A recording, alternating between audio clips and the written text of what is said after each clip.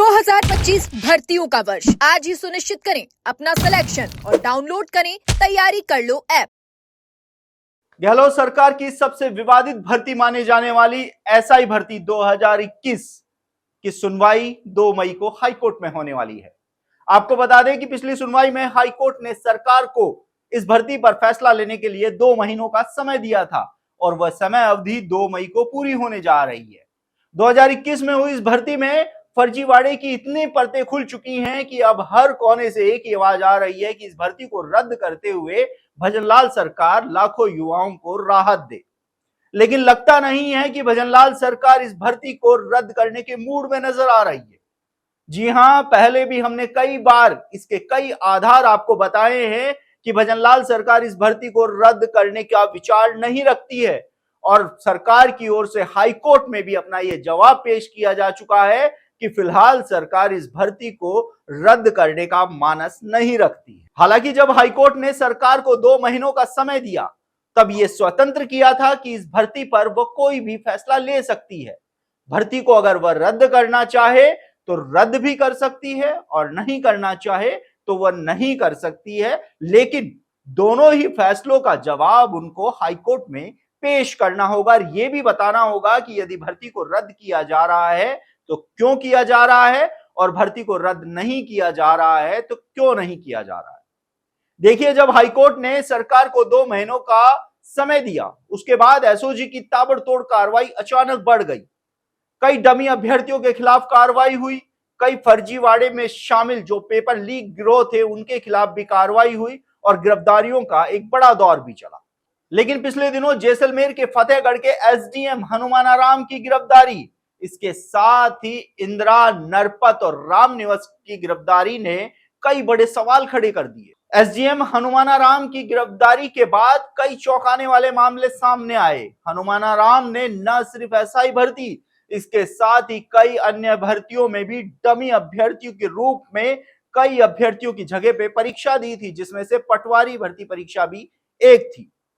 अब हनुमानाराम से लगातार पूछताछ के बाद उसको जेल भेज दिया गया है, लेकिन एसओजी को हनुमानाराम से कई ऐसे बड़े राज खुलने की सूचना है वह मिल रही है, जिससे इस भर्ती पर और भी कई बड़े सवाल खड़े हो गए हैं।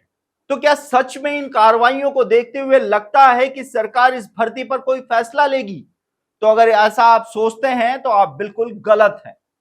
देखिए, सरकार की ओर से हाईकोर्ट में पहले ही एक जवाब पेश किया गया था जिसमें यह कहा गया था कि सरकार की ओर से इस भर्ती को लेकर कार्रवाई का सिलसिला जारी है, लेकिन फिलहाल इस भर्ती को रद्द करने की सरकार मंशा नहीं रखती है। तो वहीं हाईकोर्ट की ओर से सरकार से यह भी पूछा गया था कि जब आपकी कमेटी ने इस भर्ती को रद्द करने की अनुशंसा कर दी है, एसओजी ने अपनी रिपोर्ट में इस भर्ती को रद्द करने की अनुशंसा कर दी है, तो आप इस भर्ती को रद्द क्यों नहीं कर रहे हैं?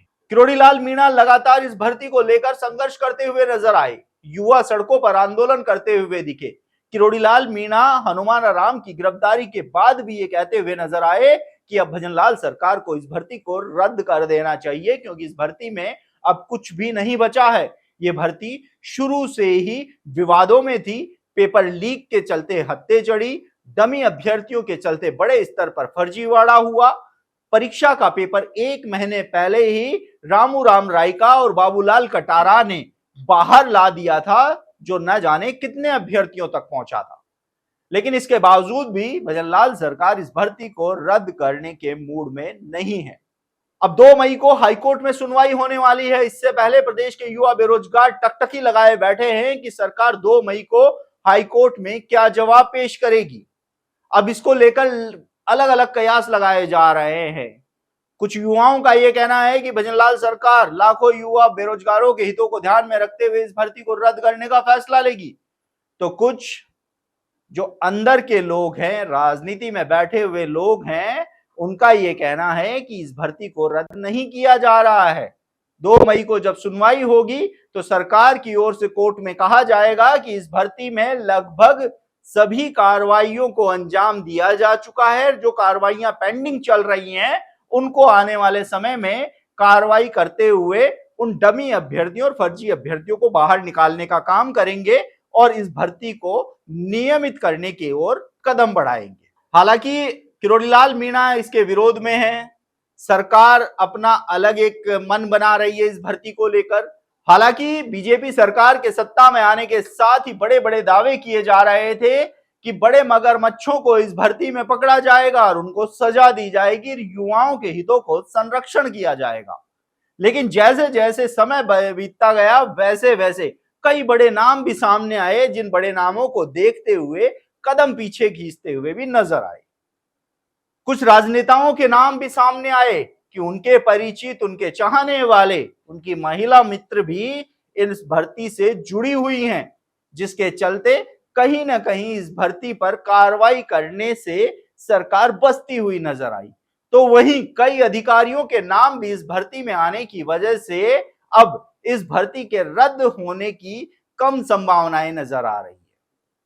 हालांकि एसडीएम हनुमानाराम की गिरफ्तारी कई बड़े गहरे राज खोल रही है, लेकिन इन राज के खुलने के बावजूद भी क्या भजनलाल सरकार इस भर्ती को लेकर फैसला ले पाएगी, ये देखने वाली बात होगी। साथ ही इंतजार करना होगा 2 मई को सरकार की ओर से हाईकोर्ट में क्या रिपोर्ट पेश की जाती है।